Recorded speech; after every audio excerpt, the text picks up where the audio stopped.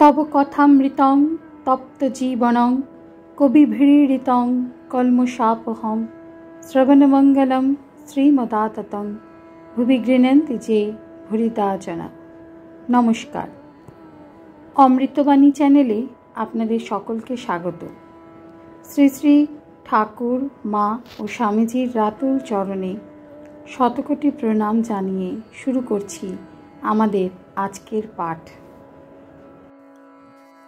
1885 April चतुर्थ परिच्छेद। ठाकुर श्री रामकृष्ण देवेंद्रेर बाटीते भक्त संगे। ठाकुर भक्त संगे आनंदे कथाबार्ता कहितेछेन। चैत्र मास बड़ गरम। देवेंद्र कुल्फी बरफ तैयार करियाछेन, ठाकुरके ओ भक्तदेर खावाइतेछेन। भक्तराও कुल्फी खाइया आनंद करितेछेन।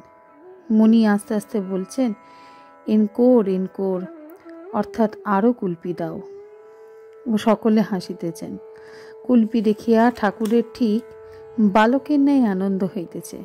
শ্রীরামকৃষ্ণ, বেশ কীর্তন হলো, গোপীদের অবস্থা বেশ বললে। রে মাধবী, আমার মাধব দে। গোপীদের প্রেমোন্মাদের অবস্থা কি আশ্চর্য! কৃষ্ণের জন্য পাগল।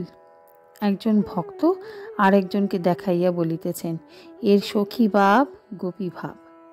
রাম বলিতেছেন, এর ভিতরে দুই আছে, মধুর ভাব আবার জ্ঞানের কঠোর ভাবও আছে।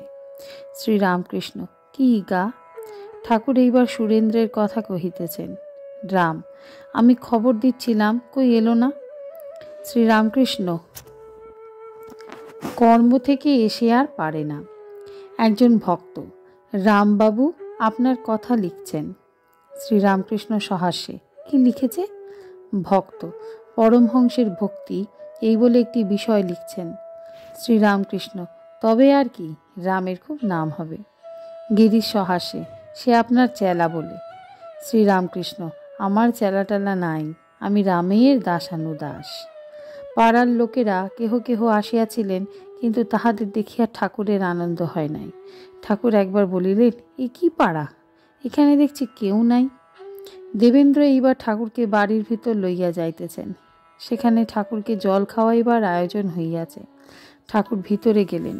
ঠাকুর সহাস্য বদনে বাড়ির ভিতর হইতে ফিরিয়া আসিলেন ও আবার বৈঠকখানায় উপবিষ্ট হইলেন। ভক্তেরা কাছে বসিয়া আছেন। উপেন্দ্র ও অক্ষয় ঠাকুরের দুই পার্শ্বে বসিয়া পদসেবা করিতেছেন।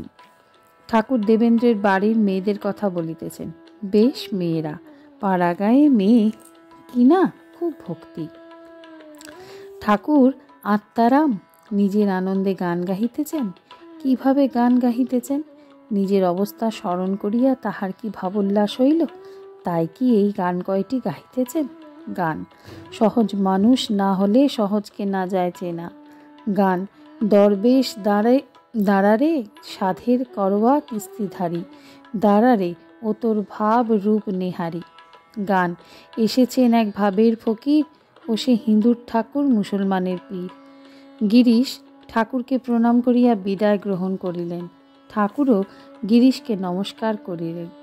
দেবেন্দ্রাদি ভক্তেরা ঠাকুরকে গাড়িতে তুলিয়া দিলেন।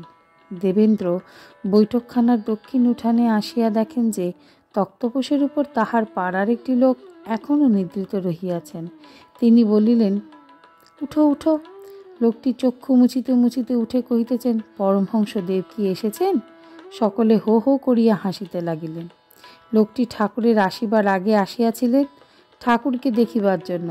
গরম বোধ হওয়াতে উঠোনে তক্তপোষে মাদুর পাতিয়া নিদ্রাভিভূত হইয়াছেন। ঠাকুর দক্ষিণেশ্বরে যাইতেছেন। গাড়িতে মাস্টারকে আনন্দে বলিতেছেন, খুব কুলপি খেয়েছি, তুমি আমার জন্য নিয়ে যেও গোটা 4-5। ঠাকুর আবার বলছেন, এখন এই কটি ছোকরার উপর মন টানছে, ছোট নরেন, পূর্ণ আর তোমার সম্বন্ধী। মাস্টার, দ্বিজ? শ্রীরামকৃষ্ণ, না, দ্বিজ তো আছে, তার বড়টির উপর মন যাচ্ছে। মাস্টার, ও। ঠাকুর আনন্দে গাড়িতে যাইতেছেন। আজকের পাঠ এ পর্যন্তই। নমস্কার। কথামৃতের সুধাধারার সাথে শ্রী শ্রী ঠাকুর মা ও স্বামীজির অনুধ্যানের জন্য চ্যানেলটি সাবস্ক্রাইব করুন।